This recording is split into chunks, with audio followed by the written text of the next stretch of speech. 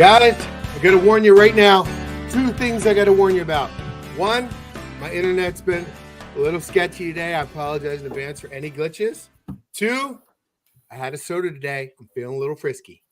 Oh, wow. You switched to that water diet for a while, and yeah. Could get out of hand. I had a soda. Yes, I promise not to drop any F-bombs, Jeff. I'm working on it. He knew we had Walt on the episode. It's funny that you said that. I quit Diet Pepsi. Really? Yeah, I just quit Diet Pepsi like 2 weeks ago. Yeah, it was not that easy. Like it's been about 20 years. So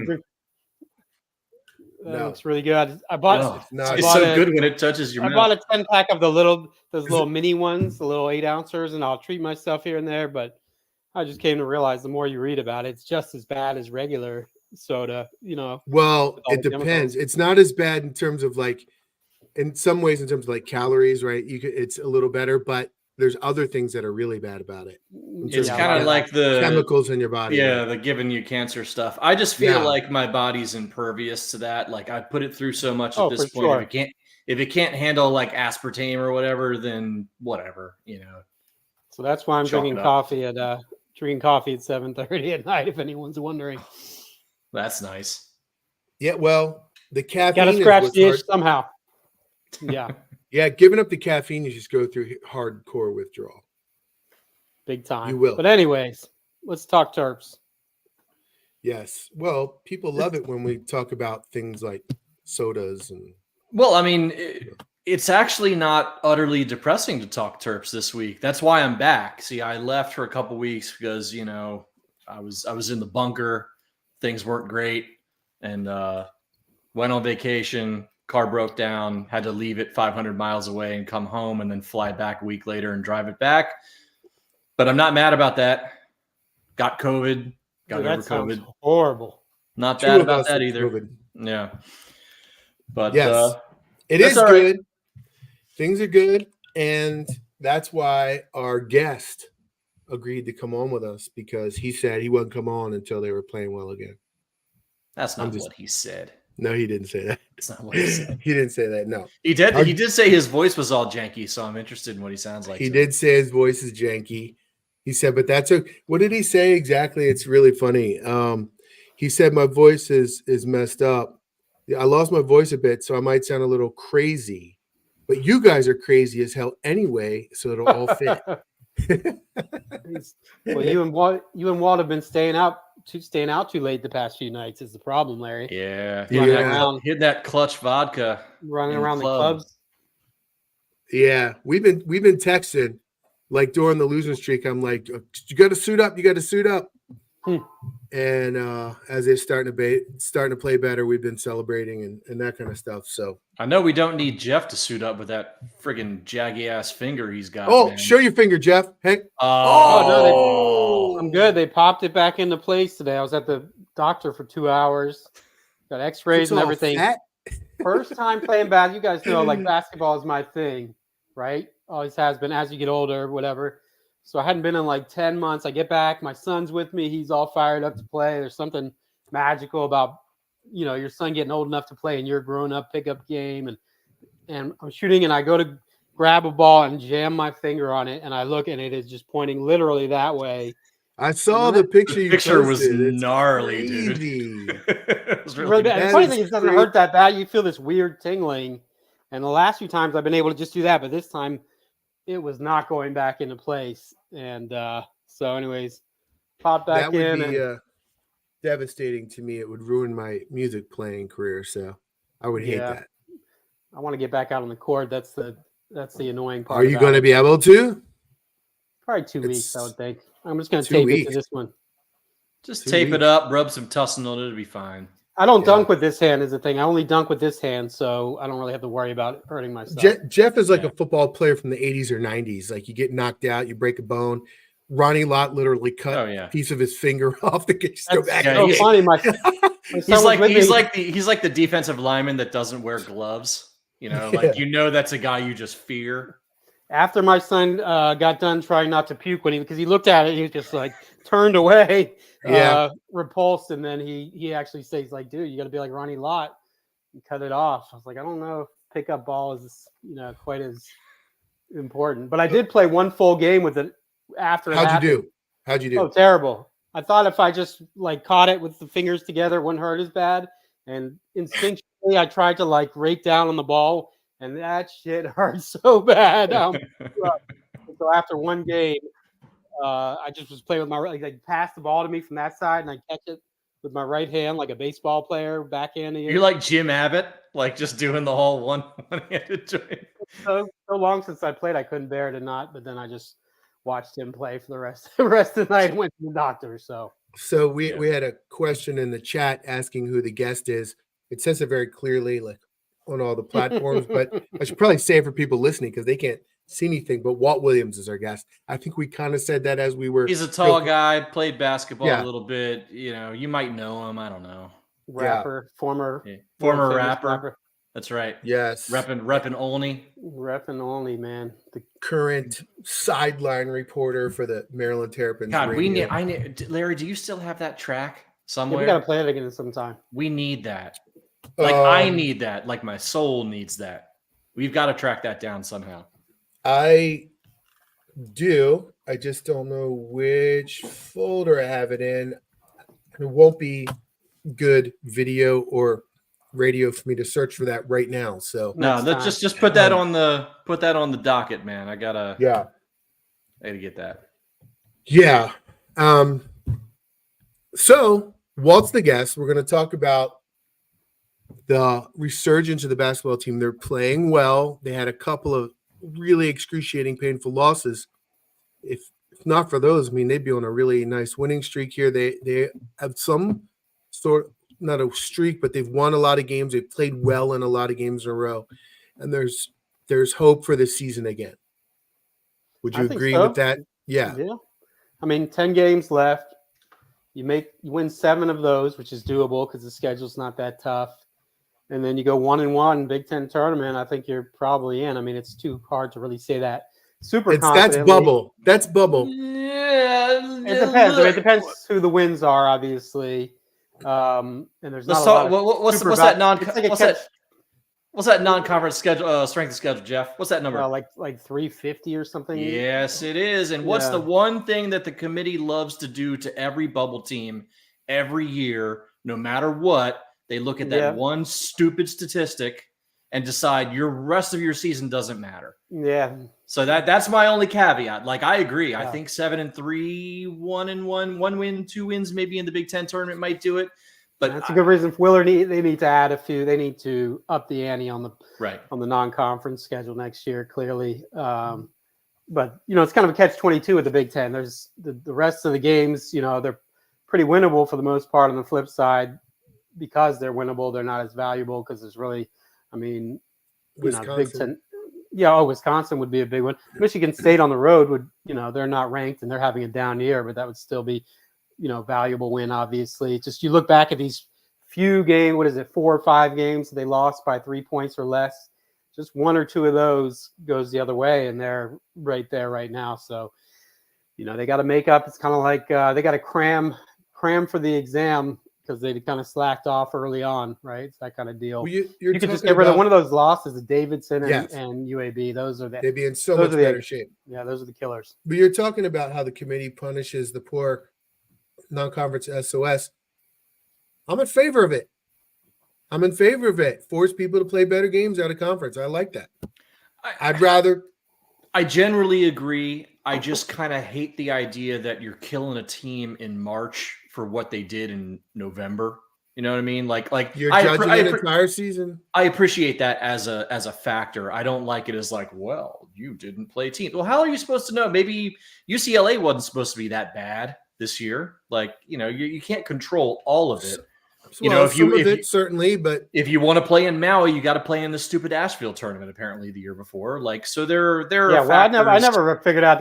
What the relationship there? This is the most random prerequisite. I have no idea. It's got to be like a sponsorship. Same promoter. He's like, you scratch my back if you want to get in the field. Rocky can't fight Apollo Creed before he fights 2 dudes down in the alley. Exactly. But the problem is you're not supposed to lose the games in Nashville. That is true. That is That's true. The problem. Yeah, I just think like I hate punishing, if a team finishes hot, you would think if it goes back to the whole thing, like, are you judging the season or are you judging the team at the moment? Like, who are the best teams right now or who has the best resume? And it seems to always kind of go back and forth, It does go back and forth. Well, the other catch is a team like Maryland is going to get penalized for its non-conference. This is an age-old debate, and I'm a big underdog Cinderella guy, but when you're comparing to like a Drake or Colorado State that are both in the same range as Maryland, their conference schedule, Maryland's Big Ten schedule blows theirs away. So you're punishing a team for not playing out of conference tougher games, and then these teams just have, what would Maryland go in? What's Drake in? Missouri Valley. Missouri Valley. Thank you. Nobody cares. I think it's Maryland. Valley. Nobody knows. Yeah, right. No, that's right. It's Missouri Valley. Right. Would Maryland go 15-5 in Missouri Valley? Like, who knows? But easily. I just think I would say this. I've been as down on this team as anybody, and I'm just happy we have something to talk about in February at this point. So I would say that's a good thing. Secondly, if you're talking 7-3, like that's a legit possibility at this point, which we would not have even said a couple weeks ago. And third of all, I guess you can, if you're looking broader perspective, at least now you can start to see what Willard probably thought he had a couple months ago, even if it's taken a while to get to this point. I guess it still kind of bothers me because those those roster holds are still there. If Jordan Geronimo was your number 7 guy coming off the bench and not a starter, this is probably a good team, right? But are they a good team with him as your starter right now? I don't know that they are. Dante is obviously kind of turned back the clock a little bit to being the guy we thought he was. Jameer's having an amazing year, and it feels terrible that you might waste that by not going to the tournament because he looks like the type of guy who could play you into a Sweet 16 or higher just because he gets hot and nobody can stop him. Obviously Juju's been a little kind of up and down this year, but starting to find it a little more consistently. And the freshmen are at least having moments at this point, as opposed to looking unplayable a couple weeks ago. So their last game, both of them were great. Yeah. Great games for both of them. You can at least start to see like the vision and the idea and think, okay, Willard just didn't totally whiff on this thing. It just didn't come together the way he thought it would, or maybe they're just a player or two short, and that's like a fixable thing, right? Hopefully a good coach can take that and decide, okay, I can learn from this. I'm going to build a roster different next time, because you're basically going to have to redo this whole thing all over again in the off season, depending on, freshman recruits and portal and all that stuff. So it's good information to have. And at least, again, if you go back to my original posit about Kevin Willard, they're a pretty elite defensive team at this point. The offense is a mess, but that's pretty much every Kevin Willard team ever. So the guy didn't forget how to coach basketball. He just kind of screwed up as the GM this year, at least from my perspective. And that feels like a thing that might be correctable. So, I don't know that he screwed up that much. There's a little bit of bad luck that happened right before the beginning of the season that was out of his control. If you add Martinez back to this roster, how much? First of all, they're probably not losing those 2 games in Nashville if they got Martinez. And then Chance Stevens as a shooter, how much could they use a shooter? Losing those 2 guys changes everything quite a bit. I still think you don't respond to losing Ian Martinez by going and getting a project center. But we've had that debate. We've had that debate enough times. You talked about Geronimo being number 7. Well, if Ian Martinez is there, he's probably starting, and Geronimo's coming off. Oh no, I think if Ian Martinez is on this team, they're the team we thought they would be from the start of the season. Right, that's what I'm saying. I have no doubt about that. Some of that was out of his. That's a brutal blow. That was not his fault. Yes, but it was his fault that he decided to not replace Ian Martinez with a like. There probably wasn't a lot of Ian. There's Martinez wings everywhere. It might not be as good as Ian, but at least he might be a guy in the rotation who could play those spots. Yeah, and Ian Martinez, how much more does it make it sting that he's doing exactly what you would have guessed? I know. With the same sort of, the competition level is lower at Utah State, but same exact progression you'd expect based on how much he improved last year. He's at 14 a game. He's shooting 54% from the floor and 43 from 3-point range. Maryland would be a top 25 team right now, maybe, if you had that. Yeah. The biggest thing, that was a huge loss. That was a huge loss, but the biggest thing is expecting the freshmen to be ready to be Big Ten. But quality again, Big Ten starters right off the bat. I think that to me is the biggest by far.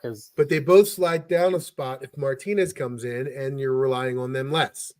Or if you go get, it's been talked about enough that they thought they were going to get Justin Moore from Villanova before Villanova came through and gave him a bunch of, a boatload of cash. But like you go and get another starter quality guy in the portal, as opposed to expecting the freshmen to come in and be starters, that bumps them down too. Right. So there were things that could be done. I think it's fair to say there are things that could be done. There was some bad luck. Yes. At this point, we're here, man. It's whatever. At least there's some potential excitement to talk about. We're not, because a month ago it was a sure thing that it would be talking about them playing out the string. At this point, there's nothing worse than that. Like absolutely, nobody wants to watch. There's nothing for us to say. There's no, but now they've got a whole week in between games here, so they should go into Michigan State rested and ready to go. Michigan State's very beatable. Maryland should have beat them at home. So at least there's possibilities now, because nothing worse than the team you follow or the team you cover or cheer for or whatever going into March Madness when they're not in it. Just takes a lot of oomph out of the tournament. Well, they beat Michigan State. It's on. At that point, it's on. They're back on the bubble at that point. You mentioned Jameer. Ben Dixon had a really good article on the site about Jameer's stats, where he ranks all time. So his season average right now would put him 11th all time in school history for a single season, and his career average, which is a little stilted because he came in as a grown man. Other guys, 4-year guys, obviously aren't going to average as much during their freshman, sophomore year, but his career average is 6th all time at Maryland right now. And then you add what Julian Reese is doing. That's the only thing keeping him from, I think, 7 straight double-doubles is 3 games in that stretch where he had 9 rebounds exactly. He's been killing it inside. Just like last year, all of a sudden the light is kind of turned on where he realizes how strong he is and that he can insert himself down there. And he's been pretty physically dominant. The only thing keeping his scoring numbers down is that he's probably getting 8 or 9 shots a game on average lately. And then you add in Dante Scott, who's been at, about 14 points a game on around 50% from 3-point shooting for the past 7 or 8 games. It's hard to imagine there's many teams in college basketball. It'd be interesting to see how many teams are getting that much from their top 3. You just need the other guys to help out like they did against Nebraska. Jahari Long's looked good too. He's helped a lot. Jahari Long has been quietly very good this season. I mean, even when he was just coming off the bench and giving you a really good 15, like he's really made some clutch threes, being able to be a backup ball handler. Like I would actually feel, I don't know if I'd be super excited if he was the starter next year, but he's certainly a guy you want on the team next year because he can really take the load off at the 1 and the 2. That certainly gives me a little bit more hope about the future as well. And really the team 3-point shooting is at least starting to maybe click up a little bit. I mean, again, if you're going to be an elite defensive team, which they seem to be at this point, you just can't be historically bad from 3. You just got to be decent from 3. And you can see how that opens up the inside for Juju when they start hitting a couple buckets and teams really have to defend out there. The whole offense gets better. So if they can just bump it up a little bit, man, I mean, you can't be 330th or something in D1 from 3 and win basketball games. You just can't do it. You can do it from 200th, maybe, right? 150th. Can they get up there? I don't know. We'll see. Yeah.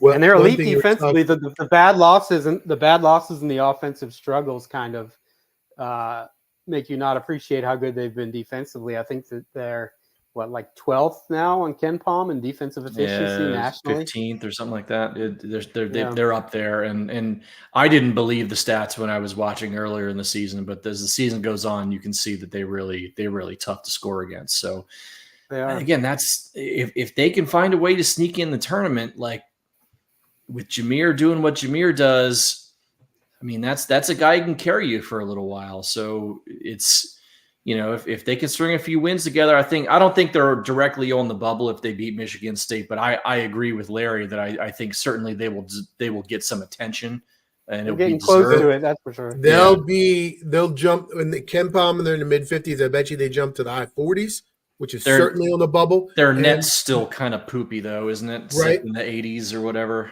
And Torvik has that thing, the team cast thing, and I just did it while you were talking. They would jump 10 spots in his ranking just from beating Michigan State. Yeah, they've got a couple good road wins. They've got the one at Illinois too. Like, I mean, their resume. I think that game, and it also not only that. Sorry, I didn't interrupt that. Sorry, but they need to go 7-3. We're saying, well, going 6-3 is a lot easier than 7-3, especially with the schedule. So that game, I don't know if it's the season, but it's huge. It's certainly. I'm shocked that Larry hasn't busted out a spreadsheet with each game and asked us our percentage confidence on each game. I haven't been doing it for basketball because one, we've been so discouraged and not doing shows, and like they've been losing, and it's like, how fun is that? So I just didn't do it for basketball. And the funniest part about that is before it was, I don't remember, I think it was after Asheville. Hoagie sent me a text, and it was his percentage chance for every game the rest of the year. And it was all very low. Because remember, we had him doing it for football. Mm-hmm. So he said it was very low. And I'm like, dude, I'm not doing this for basketball. So sorry. But yeah, because it was so discouraging. It was like, I don't want to do this. It's making me upset. And do we want to announce? Do we want to pick a winner for the? Well, I was gonna do that. You guys were on a roll, and I didn't want to interrupt. But yeah, we do have some housekeeping to take. Before you do that, I want to say one thing, and I want to tell you my nightmare scenario right now. Okay, is looking at that Penn State game at Penn State on March 10th. If they're looking for that number 7, or that number 8 even. Oh man, I don't know. I might need to go on blackout for that. Yeah, I just sit in the room by myself with no exposure to the outside world, because Penn State is a house of horrors. It's for Maryland. It's all those insane fans and traditions and everything. At Penn State home basketball games is just Maryland hasn't been able to overcome. Right? It's like that annoying like lion roar thing. Like that they play every 2 seconds. It's like that. It's like that sonic thing that took out all the embassy people in Havana that they can't explain. It's like either that or like the echo of the ball bouncing and nobody being there. Yeah, like that cold early morning empty gym sound. Yeah. It's that similar to like when the Orioles or whoever's playing at Yankee Stadium and you strike out and they play the. What I'm talking about? That whistle. I don't. That is the only similar time, kind of thing. The only time Penn State will be compared to Yankees in terms of home court advantage. The only time I've ever been to Yankee Stadium was to watch Maryland beat the crap out of Virginia Tech in football. So I was there with you. With that. Yeah, and that was a beautiful day. It was lovely. That was a very, very beautiful thing. Yeah. So our guest Walt Williams will be joining us in just over 5 minutes. Yeah. Let's give something away. Let's give something away. You know what? I hate contests where there's only one winner and winner takes all, and there's nothing else. So let's pick a second one, and we'll give them 6 months on the site. The problem for me is that I never got an email with a list of people. So.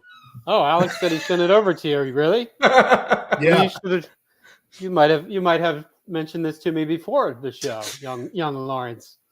I mean, I'm looking right now. I was going to pull it up, but it's just not. Check your spam folder. Let me check my spam folder.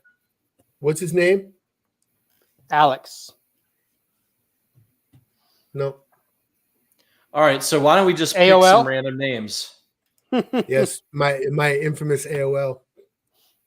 Let me look at. If your name is Bob, congratulations! You just won courtside tickets to Illinois on February 17th. First one to tag us in wins.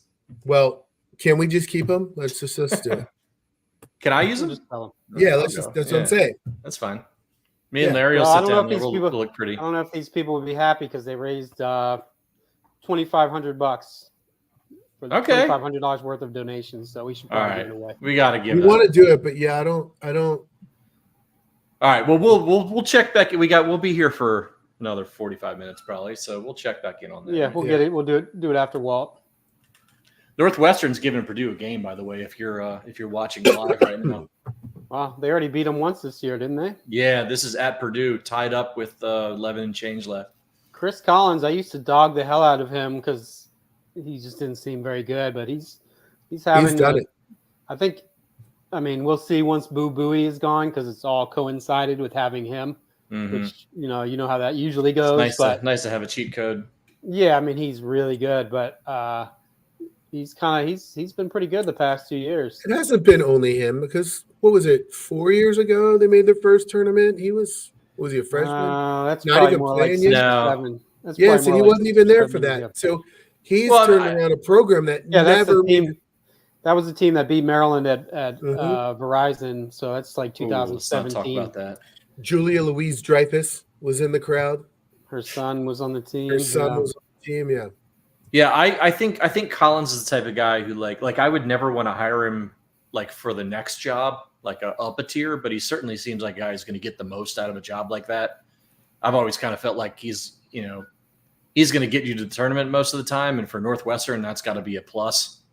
But yeah, I mean he's not great overall, but when you compare him to the other Coach K legacies, he's pretty good because those guys have largely failed. I have a list. Keep talking. I'm working on it. Oh, you have the list. Okay. I'm gonna be ready to randomize in a minute here. Oh, you sent it over? Okay. Yeah, I'm working on it, putting it in a spreadsheet. Right. You see my nickname today. See, he can't even just go online and get a randomizer. He has to pull up a spreadsheet and dump the info in a spreadsheet and then randomize it in the spreadsheet. That's dedication to the game. I appreciate that in a way. All right. I am going to hang on. I'm going to sort. There are 64 people. I'm going to sort them. And then one of you guys is going to pick a number. I'm sorting them randomly. You guys will each pick a number. Jeff, your number wins the court sides, and my number wins the 6-month free subscription. How about that? Okay, I have them randomized. Jeff, Paul, you go first because yours is the lesser. Okay. So you pick a number 1 through 64. 1 to 64. Mm-hmm. I am going to go with number 64 because that's how many teams should be in the tournament every year. Michael Foley. Congrats, Michael Foley. Michael Foley has won the 1-year subscription. 6 months. Correct? 6 months, right? 6 months. Sorry. Yep. Reach out to me on the site, Twitter, email, whatever else. I have his email. I'll send it to you. There we go. Jeff, you pick a number now, and this is for the 2 courtside seats. 3 has always been my lucky number, so we'll go 3. Charles Zubrod. Z-U-B-R-O-D. All right, Chuck. Show up in the gear, look good on the sideline, trip an opposing player. I didn't say that. I mean, but paint the URL to the website on your forehead since you won the tickets through us, please. And at least give us a Twitter handle or something. At least some sort of. You can just put patches on your shirt or whatever. We'll figure a way to work that out. Yep. And thanks to everybody who jumped in. I know that the Turtle NIL guys really appreciate it. Gives them an idea how strong our community is. I think last time we did it, we've done this twice. Last time we raised $3,500 in less than 24 hours for the Purdue game. So yeah. And while we're waiting for Walt, how can people get involved with the Turtle NIL? Let's do that. TurtleNIL.org, I believe, is the homepage. We'll post it. We'll post the links in the chat for anybody who wants to check it out. But they're obviously, with the current landscape of college sports, NIL is enormous. So everything that they raise helps, player retention and recruiting, obviously. So It's so important. And again, like everything else, it feels like it's easier if you just have a bunch of billionaires sitting on the sideline. But, a couple thousand people just giving a little bit, it does the same job, man. And everybody's giving money for various different things, a little bit here, a little bit there. You add it up, things get weird. So if you can give, great. Do you want Derek Queen or not? We have been joined by our guest. Here's someone who could help us get Derek Queen. Here's someone who has the funds to help us get Derek Queen. What are you doing about that? Well, and he's got that investment experience too, man. Maybe we could work out some sort of endowment or something. We gotta. So that's funny that you guys say that. So listen here. So right here, you see here, Clutch Vodka. Yes, sir. Let me give a quick plug right quick before I go into it. It's gluten-free, no sugars, no carbs. It's organically filtered. And check this out. We have partnered with One Maryland Collective, right? The NIL sponsor for University of Maryland Athletics. And so every bottle purchase, we have a portion of the sale going back to Maryland Athletics through One Maryland Collective. We wanted to be a part of giving back, and we wanted to provide an opportunity for the community to be a part of that as well. So just felt like, we can help in terms of raising money and giving scholarships to those guys, man, helping us be stronger in our recruiting efforts. You literally are helping to get Derek Queen. I was joking, but you are actually doing it. Trying to do my part, man. Yeah. I'm just going to have to drink more Clutch Vodka then, man. I got to do my part too, I don't know if I can drink any more of it human. I don't know if it's human. I put it in my cereal now instead of milk. So I can't really get any. I don't know if I can do anymore. I'm just imagining eating cereal with vodka. Oh. Well, it's gluten and sugar free, man. It could work. Well, actually, now I'm thinking about like putting some Fruit Loops in there, and then it's just kind of like cherry vodka. Fruity not Pebbles? that bad. Fruity Pebbles. We could infuse that with some Fruity Pebbles, man. You guys should be like the Ben and Jerry's of vodka and just have all these like weird, crazy these flavors, weird flavors. Yes. That's what you could do. Walt, things are looking better, my man. We've been texting about it. Yeah. They're starting to turn it around. What's going on? I mean, they've been solid on the defensive end pretty much all season. But I would say in these last few games, they've been picking it up and gotten into a offensive rhythm. So, if they can do that, they're going to be a problem because they're one of the best defensive teams in the country, especially when we're in an environment where it's guard-oriented. The strength of our defensive prowess is on the perimeter. We got so many guys that can play well on that end. So when we face teams that's guard-oriented, which is most teams, we can cause problems for them on the offensive end. But our problem has been in the past that we can't take advantage of it on the offensive end. But as of late, we have been able to do that. Well, does it seem like there's, not that there were problems earlier, but at least on court, more chemistry, like the ball was really moving. I thought against Nebraska, the guys seemed to be playing, not that they weren't giving effort earlier, but they're playing really hard in every game, which to me is a little bit unusual. Usually teams that struggle like they did, a lot of times you don't see that high level of effort continue. What do you think, it's kind of led to this? What do you feel like the potential is now if they can continue to kind of make these strides? Well, I can tell you, just playing a game, sometimes when you're consistently missing, after a while, it's not just a miss. It starts to be a little demoralizing at times. Yeah. And so that can seep in and affect your effort level at times, and that's just the human element of it all. When you see that ball go through the hole, it just gives you this energy, I don't know what it is, but it happens that way. And so I think when they started seeing the ball go through the hole, that energized them even more. And that helped them move that ball faster and just have confidence in each other and knowing that, they're going to get good shots. When you talk about the last time we played Michigan State, just too many turnovers, and that has been a downfall in a number of our games. Just keeping the turnover, keeping those down, really gives us a chance, especially if we're struggling on offense.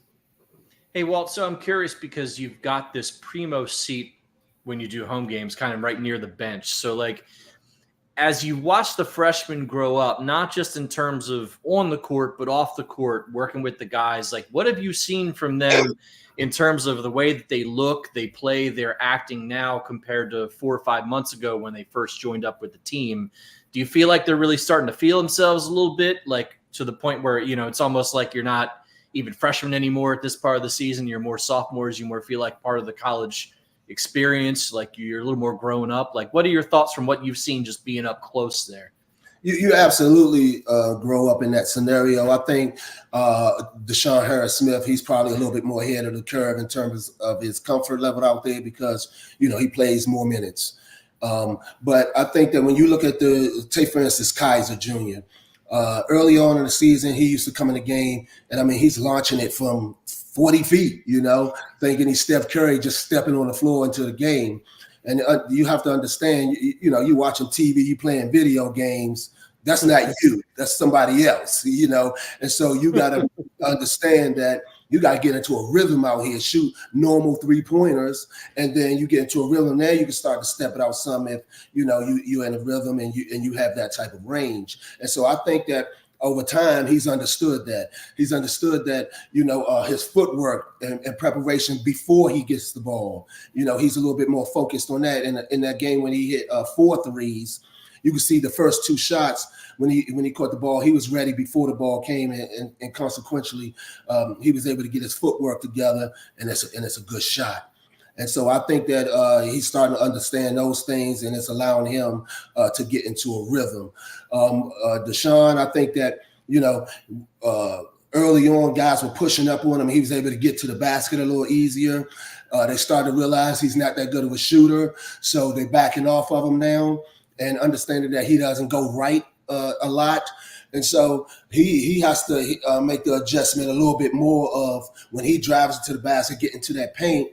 He can take advantage of guys, make up that space that they're giving you, and you can take advantage of guys in the paint rather than kicking it out to guys who are non-3-point shooters. So he has that added maturation that he has to make on the offensive end. But, defensively, he's been probably the best defensive player that we've had consistently throughout the season. Walt, I originally had written kind of a long question for this with a lot of exposition, and I decided, let me cut this down. I'm going to ask you this very open, down, man. Very get comfortable. I've got a 3-minute question here. Go. Yes. Let me ask, very open-ended. What is your outlook for this program under Kevin Willard? Well, when I see him early on, I see him as a guy who's very energetic, very passionate about the game. And you see that with his teams on the defensive end. So I think that his teams will be consistently good on the defensive end. The thing they have to do a better job in is making sure they focused on the offensive abilities as well in their recruiting and in their the growth of the players in practices and things like that, simulating game speed as much as possible so that these guys can make a seamless transition. When you're playing in high school, every time you move a step up, how much time you have shrinks. So how much time you had to shoot the ball in high school is not going to be the same in college. It has to be a little bit quicker. And so you have to prepare for that. You have to get used to that. And, I think that the talent that these guys have, they can get that done a little bit quicker in the season. Well, 2 guys to ask you about. One, Julian Reese. It seems like last year, right around this time, maybe a little bit earlier, he really started to come into his own and figure out how big and strong he is and more assert himself more. He really seems to have done that lately. I'm just curious if you've noticed that progression from him from courtside. And also Jahari Long, a guy we talked about before the show, not the greatest shooter, the best athlete, whatever, but he just seems to me to be a winning kind of guy. He's going to move the ball quickly. He's giving them a spark at times offensively lately when they, like early in the Iowa game when they were struggling. Just want to get your thoughts on those 2 guys. Well, let me start with Jahari Long. I think that he's definitely been one of the guys who's been consistent on the defensive end. That's why he comes into the game early. He's one of the first guys off the bench. But I tell you what, the last 4 or 5 games or so, I mean, that dude been shooting the lights out. He's looked like the best shooter on our team in that time frame. So, I mean, just blind your eyes away that form look, but that thing is going in. I'm telling you. The guide hand comes off the ball a little early, and then you look you can tell by the spin, and then in the photos, it's just one hand, and this hand's over here. Hey, if it goes in, that's all that matters, right? That's all that matters, man. It's going in, and it's been going in at a high rate. He's been consistent out there, and you can see his confidence growing. He's going to the back, being more aggressive to get to the basket as well, just to make plays. And he's gaining that confidence from the way he's shooting the ball. You can see that when the ball is swung, he has no hesitation now. You know, he just feels he's going to make it. So he's playing very confident out there. He looks good. You know, he's one of the mainstays coming off that bench, and he's been consistent for us. In terms of Juju, I mean, I just think he has the world of talent. To me, I just want him to have a little bit more sense of urgency when he get that ball, just quick movements and going at guys. I think he has a lot of times where he's in that paint area. So at times, to me, he's a bit too unselfish. You know, he has that ball in the paint area, and he's a guy that can get into a rhythm and be dominant around that paint area. And so, you know, I would like to see him in the beginning of games, starting off the game, being a little bit more aggressive when he has those opportunities. Sometimes he get double teamed, and absolutely you want to pass it to your guys and get great shots. But I think he's one of the few guys on the team that creates those mismatches, creates a double team, and consequently make the game easier for his teammates. So he can do a lot of things. He's been consistent, dominating on the glass, you know, and so I like that. That shows toughness to me when you can do that dirty work, and he's been consistent, you know, almost averaging double figures, you know, up there. So majority of the games he's gotten double figures and rebounds. So I think he's definitely made some strides from last year. So Walt, if you look at the rest of the season, they got 10 Big Ten games left. If you talk to the nerds, they'll tell you they probably need 6, 7, maybe 8 to get on the bubble and give themselves a shot at the tournament. Do you feel like they get that done, and how do they do it? I think if you go 11-9, 12-8 in the Big Ten, I believe that, you know, you'll have a chance to go to the tournament. I don't think you can beat 500 unless you go into the Big Ten tournament and win some games, you know. But I think in the regular season, if you can have a winning record in the Big Ten, I think you have a good chance of getting to the dance. So right now we at 500 right now. Yep. So, you know, it's just about finishing out, you know, winning about 2 or 3 more games than we lose. And, you know, I think we put ourselves in a good position. And this year, ironically enough, I mean, Purdue is a dominant team, you could say. But other than that, I mean, maybe Illinois. You know, I think that, you know, this year is more parity than any other year that I can think of from top to bottom. You know, it's usually the top 4 or 5, you know, that's that upper echelon. But to me, this year is not that way. I think any of these teams can be beaten by anyone. And so I think that the Terps have a great chance down the stretch because, you know, defense travels. They do that. And so, you know, if they can keep that confidence up and make plays offensively, you know, Jameer, in times when they're not able to score as a team, they have the element of a guy who could take over a game. And so, the Terps, you know, they look pretty good running down the stretch to me in this Big Ten conference. Well, we're a few years into the new NIL rules, the opening of the transfer rules. How do you feel about the current state of college basketball? Is this model sustainable? Do you see any changes coming? How do you feel about all that? Well, I think it's good and bad to it all. You know, I think when you have the AAU environment, that kind of changes things. I've seen situations where you have the coaches or the people running the organization have relationships, and so the kid is not necessarily always a great fit for the kid. You know, maybe for the organization. So I think that is a great thing that you're able to say, oh, okay, this wasn't right for me. Let me move myself to a scenario that does work for me. So I like that part of it. Also, I like that, you know, hey, they get paid, man. I think our president in the past, President Cho, he would always say when he gave speeches, he would always say the athletics is the front porch to the university, and I believe that. I believe that's true. And so the success of the program is important. So I just think that you have to be able to make sure we're consistent in our recruiting efforts. You have the high school, you have the prep school, now you have the portal. And, I think that the downfall of the portal is it's kind of created a pro environment when you have the NIL and then the portal where guys can just move around seamlessly, right? And so in the past, what happens is that a scholarship has never been for 4 years. It's always annually renewed, right?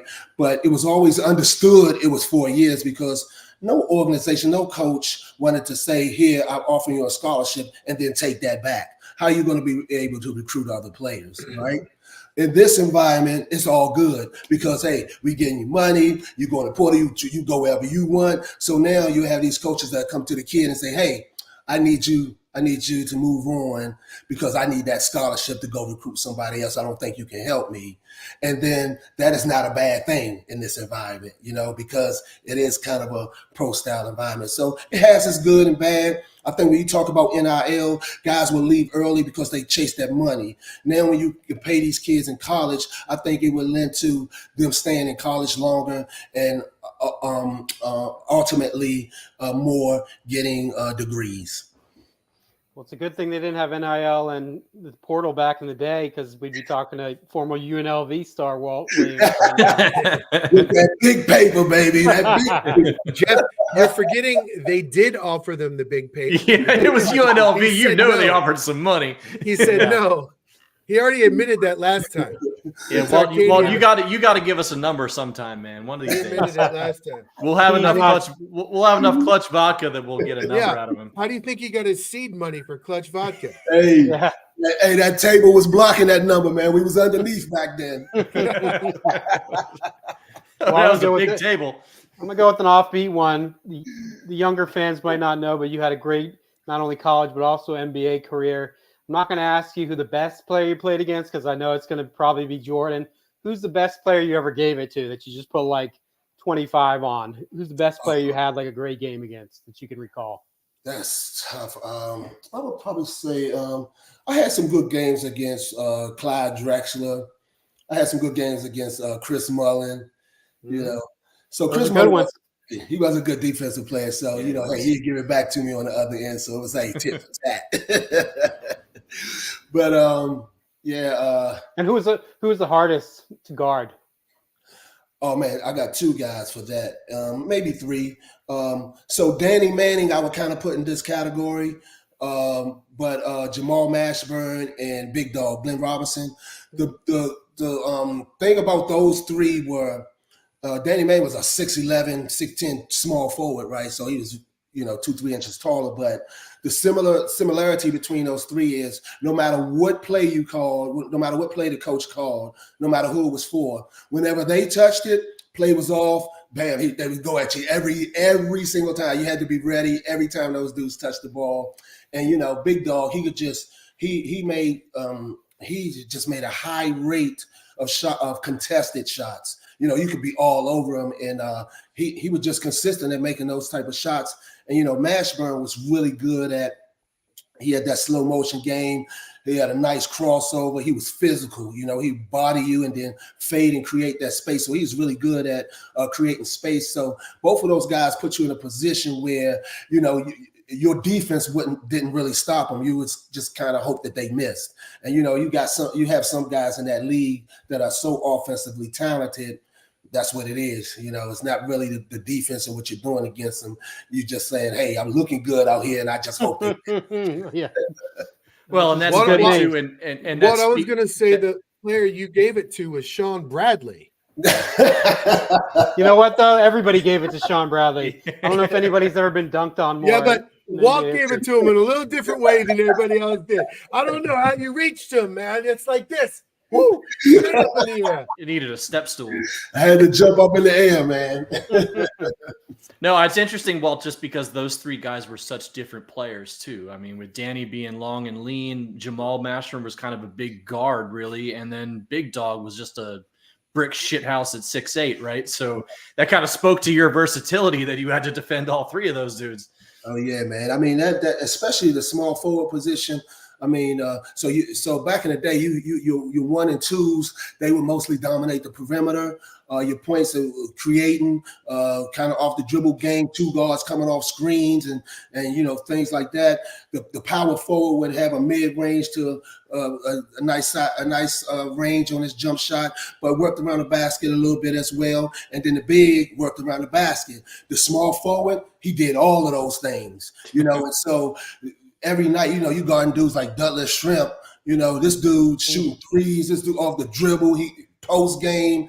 I mean, so it was just like pick your poison. And majority of the small forwards, especially on the west side, they were big 6'9", 6'10", and just so versatile. It was tough every night.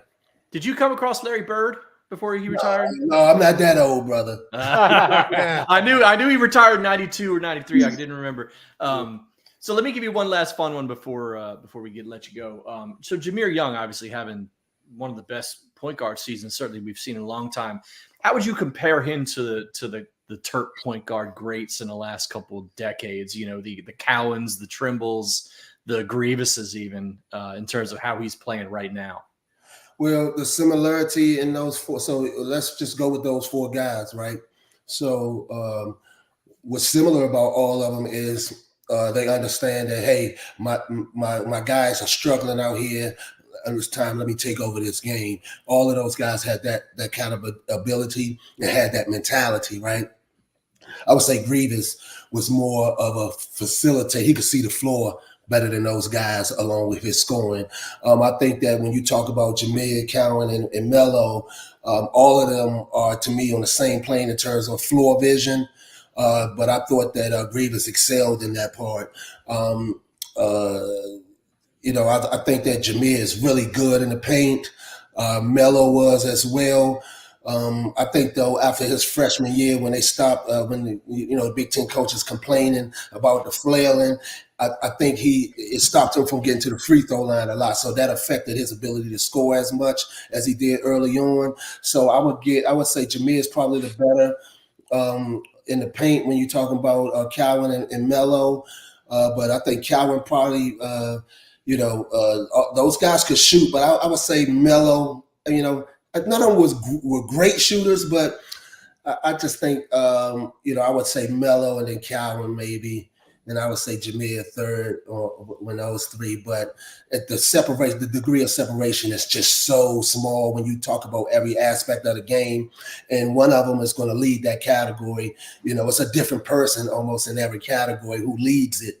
So, you just get great point guards from this area, man, because at the ground level, they all are tough. We all tough. We come from a background where, you playing out here, you playing pickup games and street ball and just the environment in general, the weak does not survive here. And so we have that mentality when you step out on the court. So it's a fearless energy that you bring to the table, and you adapt to whatever environment you're in. And you just have this competitive nature where you want to be the best. And so I think that spearheads how we all get better over the course of the years. Walt, normally we end the interview with fill in the blank. We're going to do true or false this time. 5 true or false. Say true or false. You can expound if you want to, but here we go. True or false? You were on the Mount Rushmore of Maryland basketball. Absolutely true. I thought you were going to say that, and I agree with you. No fake. No question. Number 2, this year's team would play better if they pulled their socks up. Oh, come on, man. That's another easy question. Give me some tougher questions. Of course they would, man. You never see a dude with high socks that can't get buckets. Hey, on that note. I told you what, I rocked them in high school, man, because of you and Lawrence Moten and those guys. And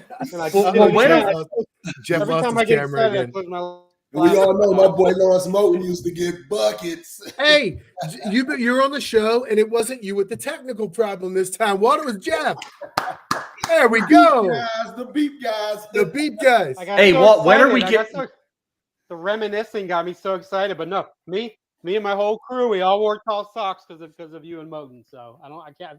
Well, Walt, you're a businessman. When are we getting the sock brand? Yeah, you know what? That's a good idea. You know, hey, we figured something out. All right, let's talk about that. I'll have my people talk to your people. Yeah. All right, number 3. Hey, if it was the NIL back in the day, we'd already had it, man. Yeah. You'd have sponsors on them bad boys all up and down, right? We go number 3. You were too old to dunk a basketball. Right now? Yeah. Oh man, I could 2-hand dunk that thing, baby. Trust. Get it backwards, whatever you try to do. Hey, I want video. Let's get a video, and we will play that every episode. Walt's still slamming it. It can be a commercial. You can take a sip of clutch. There you go. Like pumping the Reebok pumps. Instead of that, you just See, we got all the ideas, Walt. If you need consultation on great ideas, you need us. Call us up.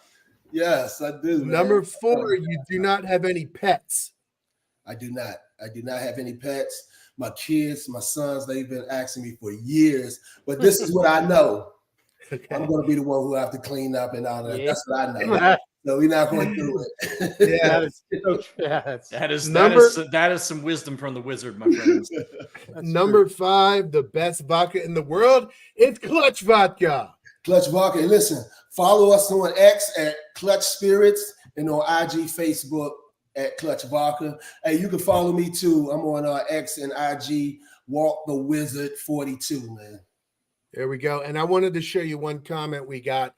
This is a sentiment that is felt throughout the program. It's from Johnny Terrapin. It says, "Thank you for staying, Wiz. We owe everything to you as Terps Hoops lifelong fans." Anybody who was around at that time, and I was, you saved the program. We all swear by it. You are a hero to all of us. You said you did save the program. I stick by that too. So I wanted to throw that up there. Every time I hear that, it's so humbling. I had so much fun at the University of Maryland. I could imagine playing anywhere else. I don't even understand how these dudes go one and done, but I had so much fun in college, man. Yeah. So University of Maryland, it's like a family to me. A lot of the guys are still around.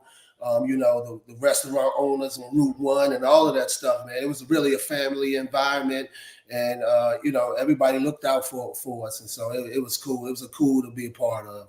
Tark needed to send you some more money then, I guess. All right, well, everybody go buy some Clutch Vodka. Follow Clutch on Twitter, X, whatever. Follow Walt on Twitter, X. And we love having you on, Walt. You and Naki, we got to say you guys are our 2 favorites to come on the show. So we're just thankful that you're always willing to join us, and you're just a joy to have. So thank you. Anytime I can be mentioned in the same sentence as Naki, I know it's a good day. See, I feel the opposite. Anytime I mention the same sentence as Naki, something has gone horribly, horribly wrong. You know what I mean? But I'm really have a great relationship. All right, guys. My friend. All right. Maybe we'll see you at the tournament. We'll join you out there. We'll do a live remote show wherever they go. There. All right, see you, Walt. Hey, listen, every time so many people that hit me up and say, "Hey, Walt, can you do the radio?" But so sometimes I can't do it. But whenever you guys say, "Oh, it's the beat guys," I am always there, man, unless it's just extraordinary circumstances. We love it. Guys, man. We love it, Walt. Forget that day. Brother. We love it. Thank you. Appreciate you, Walt. Absolutely. See you, Walt. I mean, how cool is that guy? Never fails to bring the juice. He's the best. So much fun when we have him. He is. Man. He is everything. It's funny, there are times when we do this, and I still kind of need to pinch myself a little bit. That I'm just, I'm just going to interview Walt Williams tonight. Whatever, that guy's a freaking legend. It's I knew he was going to say yes to the Mount Rushmore thing. I knew because he always has that kind. It is also factually true, so that's helpful. It's arguable. He always brings the energy. It's amazing. Like 99% of people, myself included, we're just human. Sometimes something happened that day. You're kind of flat or grouchy. He's one of that. He's in the 1% that are just always never happy, energetic, on point. It's really he's got a great personality. Always. Yeah, I love it. So buy some Clutch vodka, man. We got to sell some Clutch vodka. If it's all going NIL too, we gotta work on this. We gotta get it. We gotta get some advertising, some sponsorships. We gotta cater everything with Clutch. We're gonna build this big. what we need is for you guys right now to give us a like on YouTube or Twitter, X, whatever, Facebook, wherever you are. Give us a like, give us a subscribe. Do that for us, please. Really helps us, helps our algorithms, all that kind of stuff. I don't know exactly how they work, but the more we have and the more people sharing and liking is good. My better. Kids know how this works. We just offset that. The only way to follow Walt, only way to do it is with a non-res report. Here we go. Our boy Wheels. Hey everyone, this is Wheels with your Inside Maryland Sports non-revenue sports report. Wrestling finds itself on a 3-match losing streak, but one of those was against top-ranked Penn State, and one was on the road at number 7, Ohio State, with a loss at Indiana sandwiched between. We had Life good never vibes. gets easy Not on the everything is road losses. or at home in Big Ten wrestling. They head this Friday out to number 10 Minnesota to try and break their 3-game slump. Women's gymnastics is off to a great start. They're 2-1.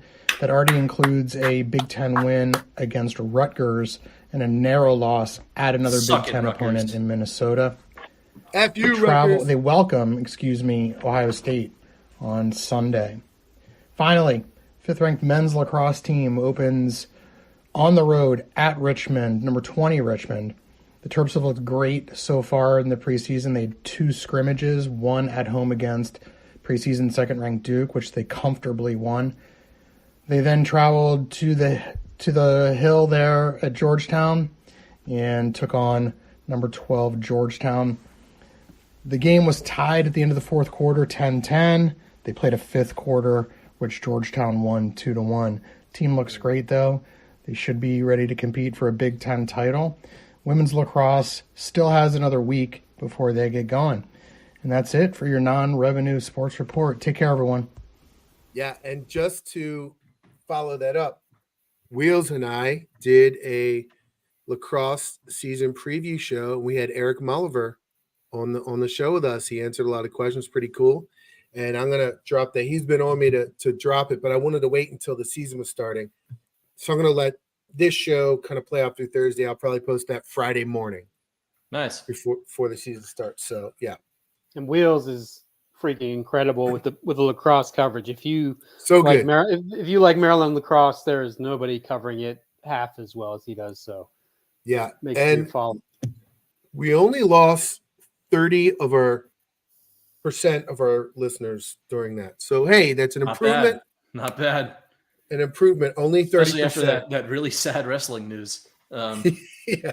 But whatever. But gymnastics balances it out. That's right. Huge. Obviously, balances like the beam. Yeah. Anyway, hey, so is it now time to do the Derek Queen update, non-update? Man, I was just going to say. Or are we going to save that? Why'd you say that? I thought Larry would forget, and I was. No. I was just going to say, let's do recruiting. No. We're going to do both sides. What do you want to start with? Before we fully move to football and some decent news over there today. All right, then let's close out basketball with our biggest, most hopeful basketball recruiting news you got, Jeff. I got a brand new update on the site about Derek Queen and some other guys. I think it's pretty encouraging overall. You know, I wouldn't expect that he's going to drag this out forever. I know people will roll their eyes at that. He has literally dragged it out forever at this point. Yeah, that's what I'm saying. Yeah. I know people will roll their eyes given that it seemed several times like it was coming to an end and didn't. But like the next signing day is in April. It's not going to go to April. I somewhat doubt that it'll even go to March. And whereas I was somewhat decreasing in confidence for him ending in Maryland a month or so ago, you have to read the article. I'm going to put it. I'm just going to give a little teaser there. Just read the article. Can I play devil's advocate for a second, Jeff? Sure. So for about 4 or 5 months now, it feels like you've been saying, I doubt it goes that much longer. I think it'll be 2 weeks.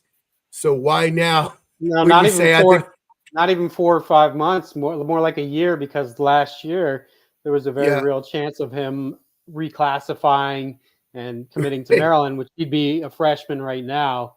Didn't happen, obviously. And then it seemed like he was going to sign early and he didn't. So yeah, you're right. It has continued to extend, but I've been working the phone pretty hard. I've talked to a few people this week with good, pretty good insight about his recruitment. So again, I know it might sound ridiculous after all these other times, but I don't think it's not going to go on forever. And I feel like there's definitely a reason for optimism for Maryland. Excellent. It's interesting to think. I mean, we've discussed it before. You get back Juju next year, assuming you bring him back. That could be a pretty ferocious front court with Julian Reese and Derek Queen. And then you just need obviously some shooters and some other things. But it's amazing how much of their fortunes. Again, it's a freshman, so he's not a proven commodity. But how much their fortunes could turn around if they can go ahead and get him on board, because then it makes it easier to get other guys want to come play with them. So you're saying if they just get 5 good basketball players to come next year, they'll be good. Is that what you're saying? They don't all have to be stars, but they better you better get some. I mean, the number is shrinking a little bit as we go along. It feels right. It was like 7 a couple weeks ago, and now it's maybe 5. So I mean, when you have a really short rotation in terms of guys who are scoring, and then the top 3 or 2 of the top 3 are gone for sure with Jameer Young and Dante Scott, you need a whole lot of firepower. So transfer portal season is going to be fun to follow. Paul, you were going to say something, and I was just going to say it's another, like Jeff said, it's another thing. Whereas the season has gotten a little bit better, you can start to imagine next year if thankfully, Indiana's looked like butt the last couple of weeks, which is probably helping Maryland's cause. And Maryland has looked a lot better in that same time period. So maybe as we are looking at the near future and thinking, it might not be so bad, you can imagine maybe Derek Queen's camp is also looking at the future and thinking the same thing. So that stuff does kind of go hand in hand a little bit. And, I guess as long as Maryland's still in it, they're still in it, right? He hasn't committed to Indiana or anywhere else. So onward we go. And those Indiana fans 3 months ago, Mike Woodson was the only coach in America who could send a player to the NBA, according to them. And, the best, he was Bobby Knight reincarnated, and now they all want him gone. I don't know if he's officially, on the hot seat, but he's definitely in that pre-hot seat stage right now for sure. Well, I don't think they're any different than most fan bases, to be honest. I wouldn't really knock them for that. Maryland fan base has done the same thing with Loxley and with Willard out on Willard. And if they win some games, now they're back. And right, like I think it's pretty standard. Some fairness to that. That's a particularly volatile fan base, I would say. But it's a version. It's a version of that for sure. There's levels to it. There's definitely levels to it. Trust me, I deal with them on Twitter. They despise me because of whatever, but you have to respect how hardcore they are. Like, there's few teams in America. It's kind of like Nebraska football. They could be mediocre or bad for 15 years in a row, and it will not matter. It will not affect fan interest at all. So you got to respect the passion. They're just a little crazy. I'm not gonna lie, I'm a little jealous of that part. Yeah, I've been to Bloomington, I think 8 times because my son went there for a semester and there was auditions and everything else, right? But so we were there. There's not much else going on. So it's like, that's what you do. It's a factor. Yeah. It's an hour away from Indianapolis. So, right. And Indianapolis isn't even that big, right? So anyway, all right. Some very good news. Surprise commit out of nowhere for the football team. Kevin Humes, 5'11", 185-pound cornerback, a 4-star, 90-rated cornerback out of St. Francis in Baltimore. This is awesome. Where'd this come from, Jeff? It seemed like out of nowhere. Loxley magic. It did come out of nowhere. I mean, he visited last week. I reported it on the site, and he was originally, I think he might have originally been in this class, but he's been in the 2025 class. He decided around Christmas time to move into the 2024 class.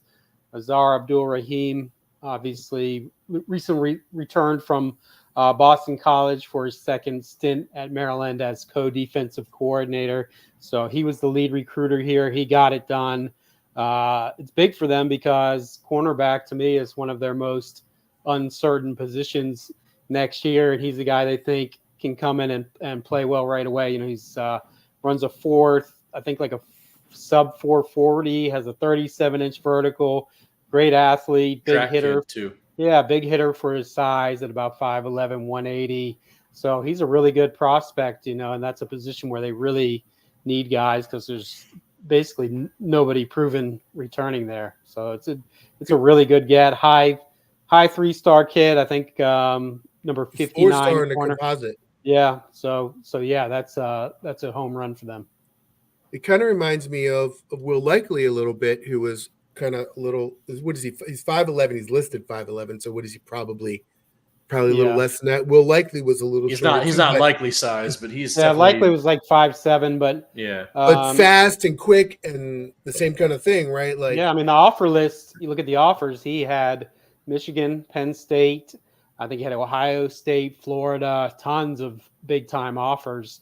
So you're swimming in deeper waters and winning now, which is huge because that's the next step. Obviously, now that you're, winning 7-8 games a year, going to bowl games. Now, can you, going along with this new Big Ten schedule where you're not having to play those big three every year, can you up the talent and like we always talk about, break through the next level where you have that 9 or 10 win season? You need to get talent like this. So that's a big score.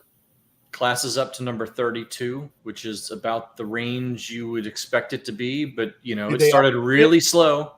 So, you got to feel pretty good about that. They probably won't land there. But, I don't know what the recruiting board looks like at this point. Is it 32? I've been trying to refresh. They haven't. I saw that somewhere earlier today after he committed. That might have been in Ben's article or Wes's article. I'm not sure which one of those wrote it. But Wes. Yeah, it says 39, but it does list them. Does list them.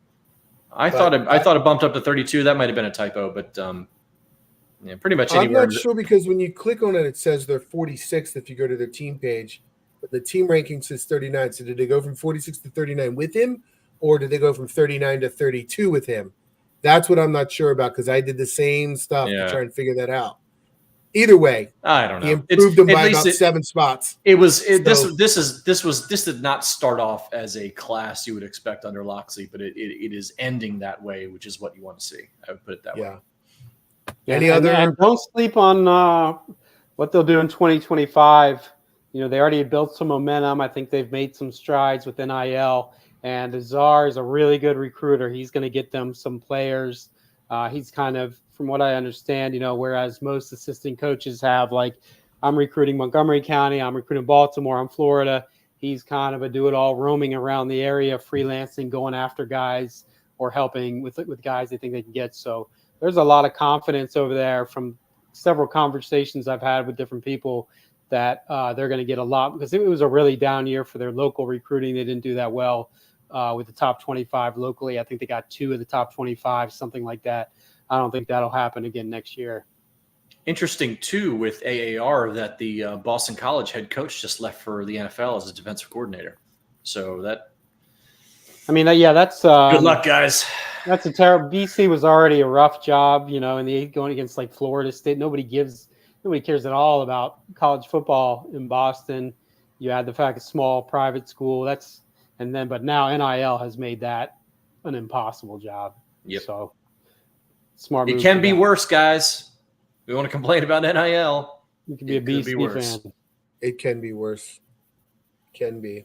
Yeah, 3 straight bowl games coming from where Maryland was. It's a good stepping stone. I would like to see it continue. Move upward. Get to 8. I'm done. Yep. I don't care. Yeah, we thought you wanted to go downhill, Larry. I figure we just go back to 3. Something. It's fine. But Paul has made comments about feeling content with where they are right now, and I'm different. I differ in that regard. That's what I meant. Like, I want it to keep going. I'm not content with just the bowl games. It's good, and I view it as a good stepping stone. But I want it to keep going. Like, I don't want it to just peak. No, I here, think you can be content with what they're doing as the baseline because it's so much better than the previous baseline, while still hoping to take that next step. Yeah. That's really all it is. It's not just like, oh, thank God we're just doing this. It's just, I can understand if they take a step back for a year as long as they come back to this point. Like if this is the new baseline and 4 or 5 wins was the old baseline, I'm happier with this baseline. Yeah, of course. Yeah, and next year is going to be very interesting to see, like we were just talking about, a player saving a program player. Is Maryland going to be – are they going to maintain what they've been doing without Talia, or was it just because they had a really good quarterback for 4 years? It'll certainly say a lot about the state of the program, and it's a fascinating question. I'm interested to see how it works out. I mean, that's exciting to me. As much as thinking you have a really good squad coming back, it's also exciting to just kind of see, okay, like, is this where we really are, or was that just a blip? Yeah. All right, guys. I think that's about it. I don't have a show ending segment or anything, but I think we squeezed a lot out of this one. It was actually nice to kind of talk about Maryland basketball and not have to, grunt or squint the whole time. You know what I mean? Like, yeah. Just it's nice to have something to talk about. And I said, hopefully they go to Michigan State and whoop that ass, and then we have more to talk about. Yeah. Excellent. All right, guys. Great show. It's always a great show. We have Walt. He makes the show. So no matter what else happens, having him on is the best. So that's awesome. Everybody go buy some Clutch Vodka and follow him on Twitter, whatever those things you feel like you're doing. And if you want to support us too, give us a like and a subscribe and all those things. Follow on YouTube. Subscribe on YouTube. Do it now before you forget. Subscribe. You're right here. It's right there. Yep. Just don't ask much. All right. Well, thanks, guys. We will see you guys next week. This is IMS Radio.